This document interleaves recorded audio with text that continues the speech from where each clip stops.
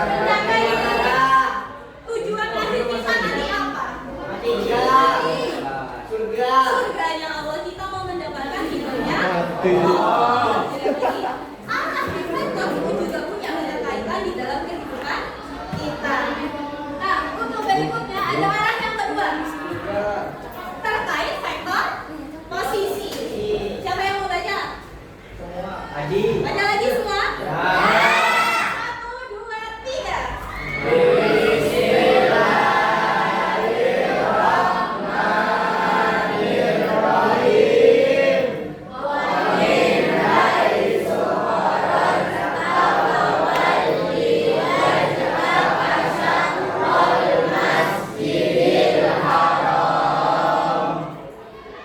Artinya, dari manapun engkau Nabi Muhammad keluar, maka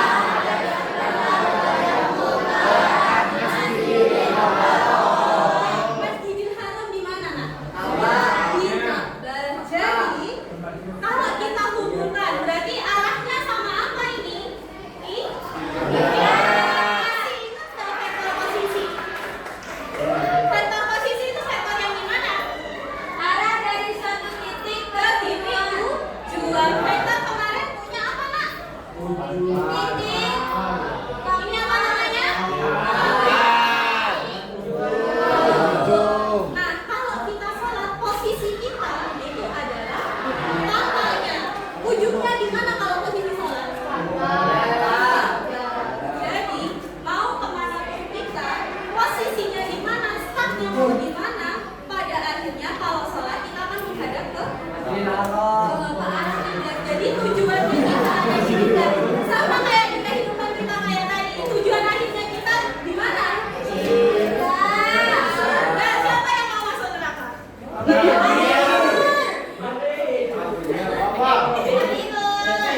Benny katanya, Bu. Siapa? Benny.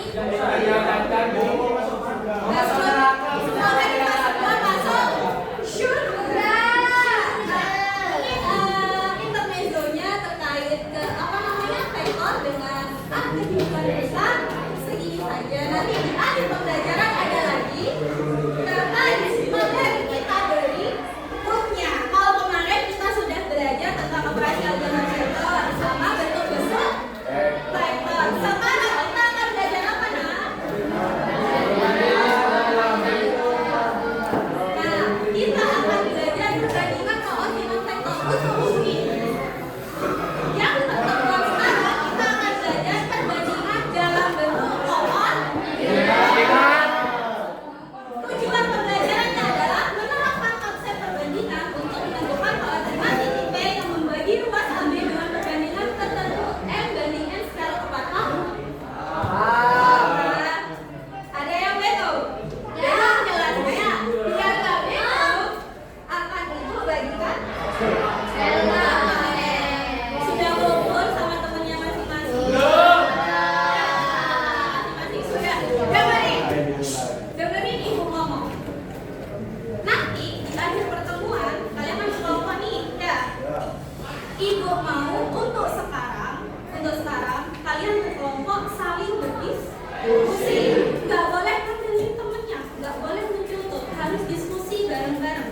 Ya. Karena di akhir nanti Ibu akan ngasih peer assessment. Peer assessment itu penilaian teman sesama teman. Jadi teman kelompoknya akan nilai kalian kontribusinya selama di kelompok. Kalau ada temannya yang bengong satu kelompok, silakan berdiskusi bareng-bareng di kelompok. Jangan dibiarin hilang. Kasihan ya. Oke, sekarang akan Ibu bagian lainnya akan Ibu tuntun untuk awal-awal, nanti di akhir kalian akan Diucul. bareng kelompoknya masing-masing. Oke? Satu-satu. Tetap sama satu-satu. Jadi semua anak akan mengerjakan. Silakan.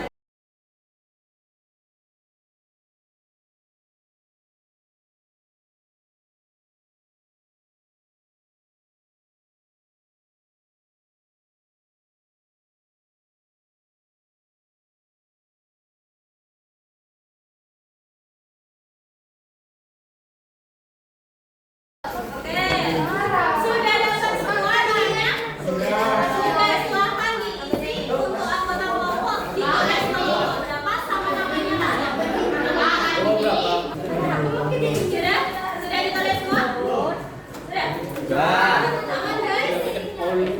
Nah, sekarang silakan dibuka bagian ayo mati.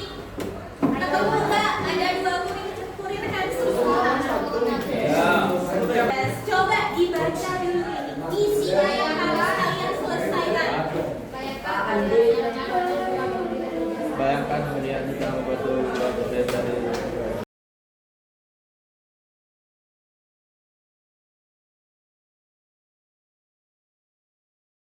Sudah dibaca semua?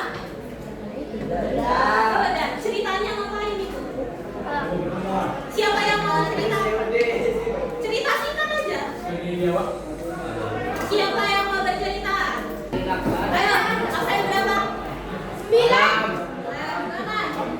Dibaca kan Bu? Diceritakan. Ibu ngapain sih ceritanya? Jadi ya, di sini itu kita disuruh membayangkan sedang membantu dua kurir dari jasa ekspedisi Kamusari Express. Terus mereka berdua itu kurirnya harus saling bertukar paket di satu titik pertemuan. Kurir pertama itu Pak Andi berada di toko A yang terletak di sekitar Roxy Square, Roxy Bererwa. Sedangkan Pak Budi berada di toko B di daerah Lipo Plaza. Mereka sepakat untuk bertemu di suatu titik antar kedua daerah tersebut di mana disebut titik P. Stop. Oke, Bu.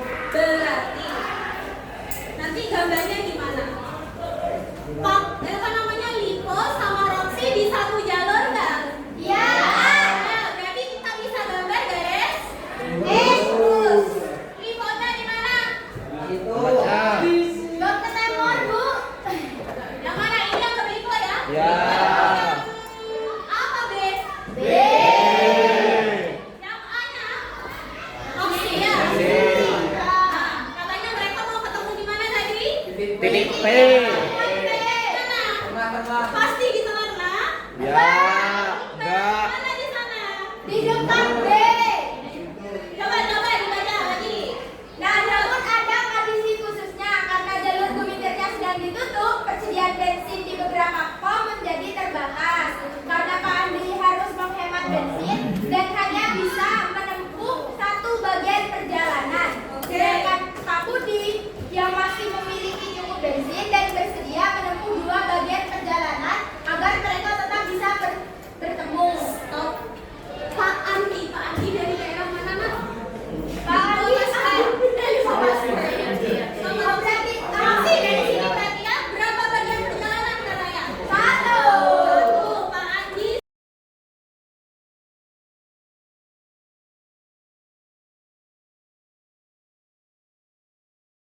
Kalau kalian dibalik, nah bagian yang ini pengumpulan data sudah ketemu semua?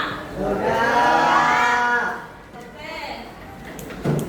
Coba Ibu lihat ya, kemarin kalian yang mengerjakan LKM itu kayaknya kalian sebenarnya bisa, tapi tidak membaca perintahnya dengan apa ya, dengan baik, dengan seksama. Jadi ada yang kurang gambarnya, ada yang nggak tepat. Apa? Oke, coba untuk yang di sini, Ibu tuntun dulu. Yang pertama apa perintahnya? Dapatkan titik A.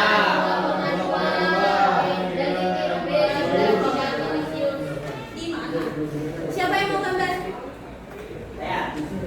Siapa? Nina? Arin. Gambar deh. Kalian digambar juga, dikolek juga langsung di LKM-nya. Di mana 2,2? Kasih nama titiknya. Titik A sama titik B, jangan lupa. Oke, bener nggak yang digambar Ariel?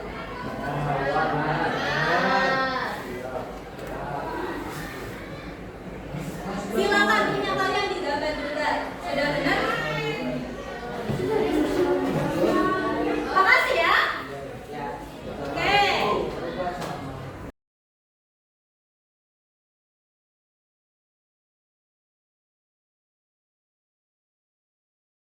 Nah, 5. Berarti nanti hasil koordinat titik X-nya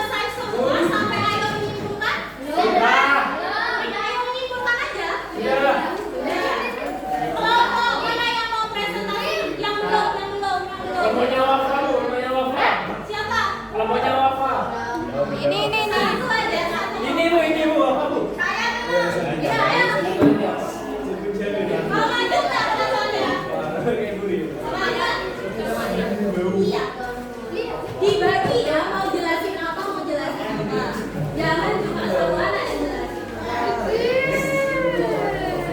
Ini juga nasi. Ayo silakan kita. Assalamualaikum warahmatullahi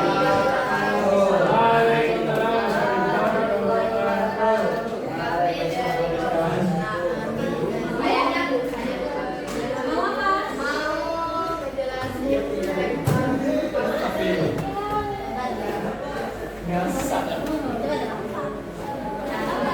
Apa kedua kan?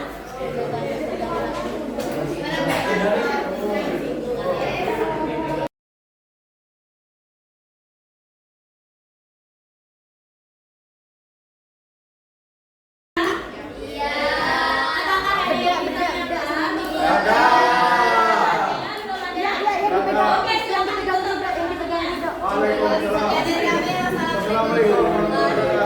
Oke, tenang.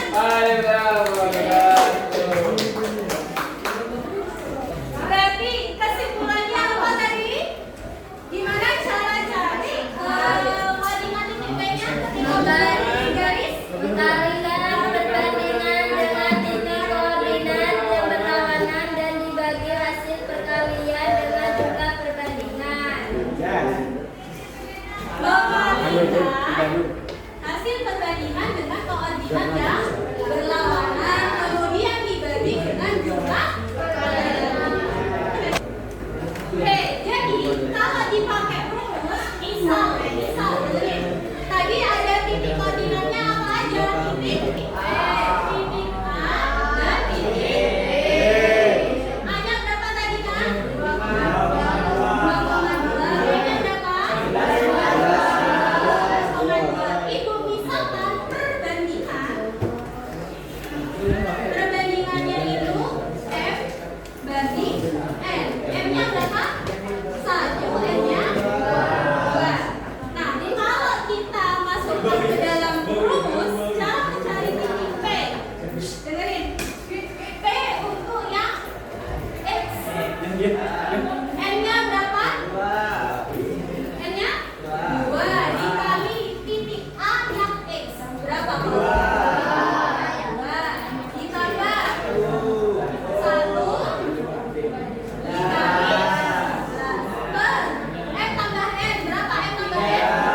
Tambah 2. Berarti 2 kali 2.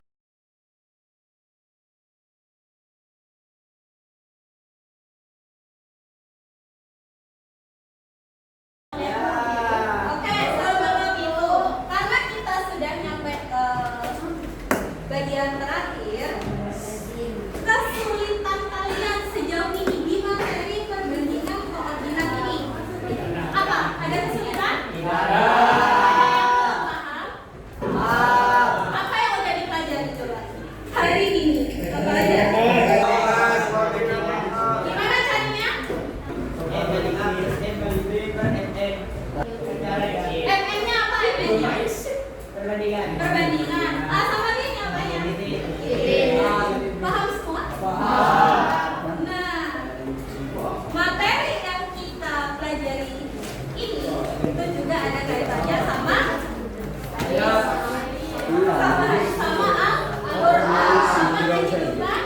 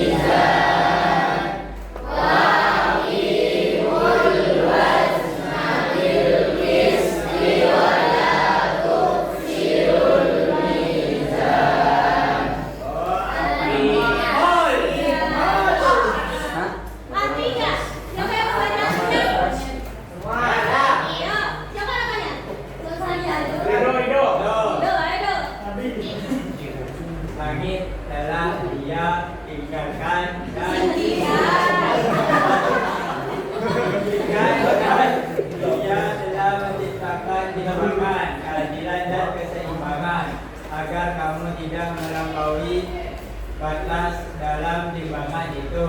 Tegakkanlah timbangan itu dengan adil dan janganlah kamu mengurangi timbangan itu. Oke. Nah, apa hubungannya kira-kira sama dari perbandingan tadi? Sama keadilan ini dan proporsional ini? Ini harus adil dan seimbang. Iya, harus Tidak ada boleh lebih imbang sama kayak tadi kasus yang ibu kasih. Kurir yang satunya punya masalah apa? Jadi kita itu harus adil, bukan menyamaratakan. Kalau menyamaratakan berarti kedua-duanya harus menempuh jarak yang sama. Satu itu cuma dikasih satu bagian, sedangkan satunya lagi dua, karena dia punya bensin lebih banyak. Sama di hidup juga kayak gitu, kita juga harus adil, bukan menyamaratakan. Jadi disesuaikan sama keadaan orangnya gimana, berlaku adilnya kita seperti apa. Seperti berikutnya,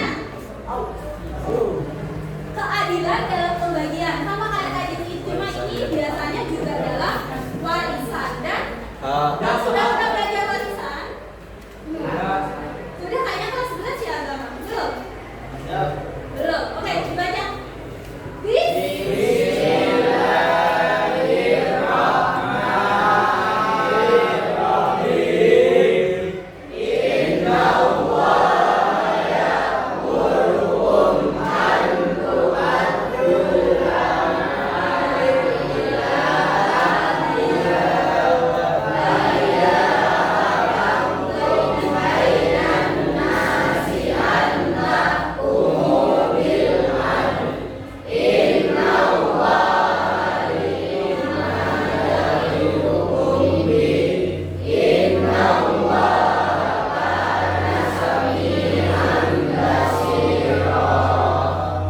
Sesungguhnya Allah telah menyuruh kamu menyampaikan amanah kepada pemiliknya. Apabila kamu menetapkan hukum di antara manusia, hendaklah kamu tetapkan secara adil. Sesungguhnya Allah memberi pengajaran yang baik kepadamu. Sesungguhnya Allah Maha Mendengar lagi Maha Melihat.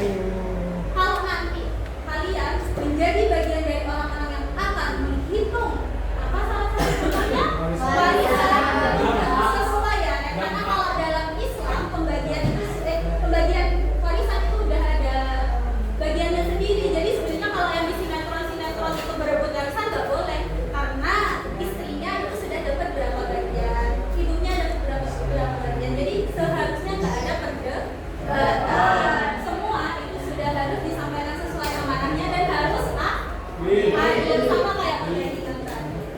Semuanya harus adil. Dua ayat lagi ya. Kayaknya senang ngaji semua nih.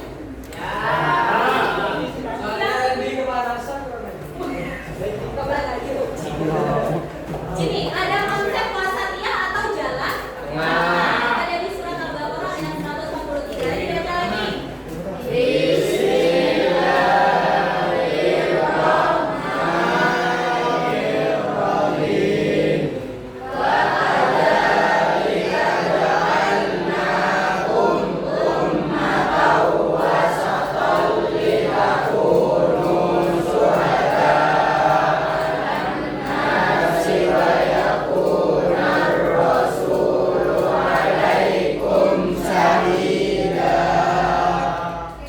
Artinya, demikian pula kami telah menjadikan kamu umat Islam sebagai umat pertengahan, agar kamu menjadi saksi perbuatan manusia dan agar Rasul atau Nabi Muhammad menjadi saksi dari perbuatan kamu.